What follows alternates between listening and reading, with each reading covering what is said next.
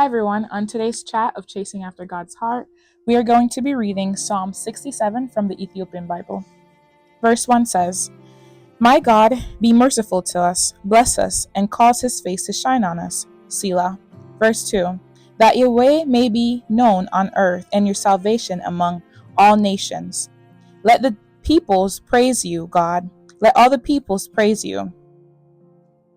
Verse 4, let the nations be glad and sing for joy, for you will judge the peoples with equity and govern the nations on earth. Selah. Verse 5, let the peoples praise you, God. Let all the people praise you.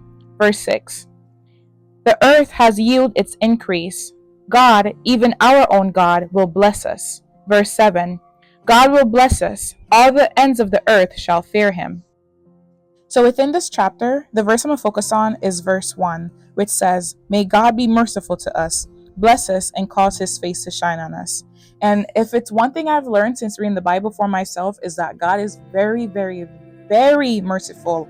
When I say that, he is very, very, very merciful. Every word within that sentence is very true. God is so merciful.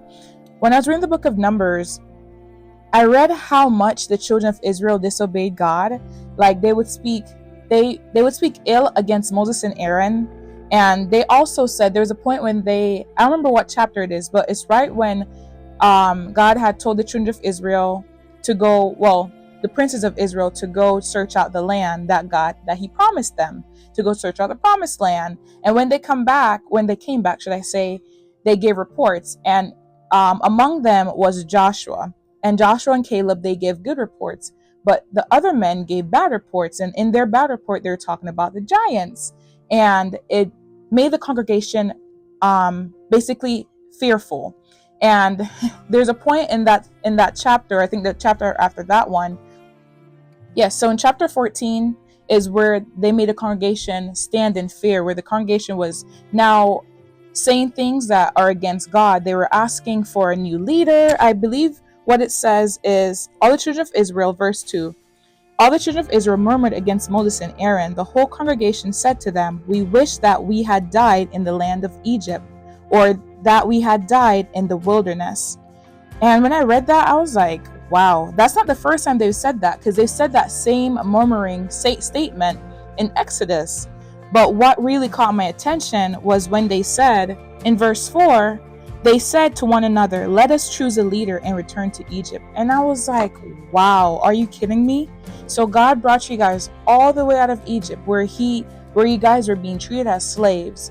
And that's how you're going to act. But I digress. Nevertheless, God still showed them grace and mercy. Yes, some of them did die that very same day. Some of them died, if I'm not mistaken. But yes, a lot of them died actually because of their murmuring and their disobedience. But I digress.